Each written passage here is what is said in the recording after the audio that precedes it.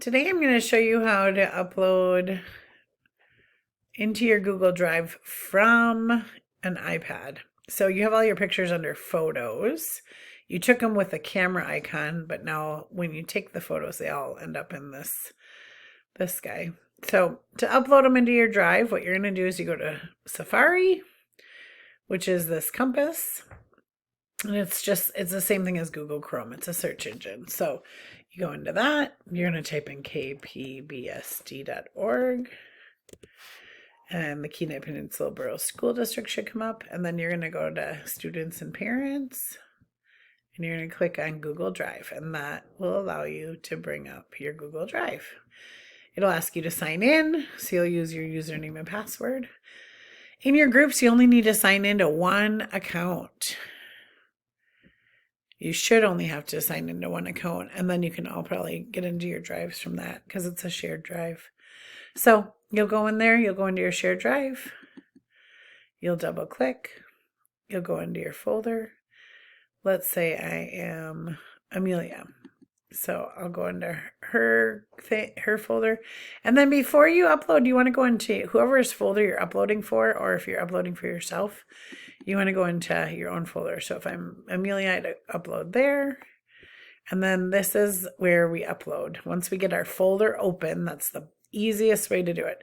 See if you can get it to where you're going. It's the easiest way to go. Then you're going to upload. And then you're going to look at, I'm not sure what it'll look like on an iPad, but you're going to look for the word photos, or you're going to look for this icon and click on it, and it'll bring up all the different photos. Mine's kind of goofy. It takes a couple of times to do it. And then you can, if you're doing a video, just upload one video at a time, but you can click multiple pictures. So, and I'm not sure how they'll have you do that on an iPad, but if you can figure it out to get a bunch of them highlighted, probably wouldn't want to do more than like 5, and then you upload them. And then those will go right in the folder.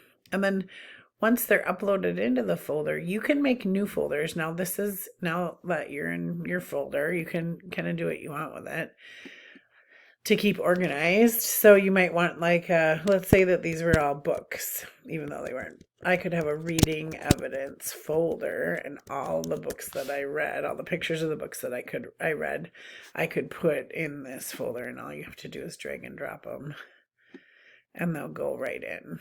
Maybe one of mine is a video that I did explaining a math folder, so I could do another new folder and put math evidence.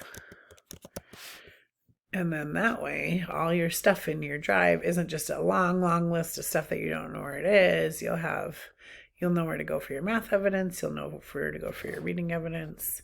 You could also have an art evidence folder and put your art in there. So, that's how you do it. How out.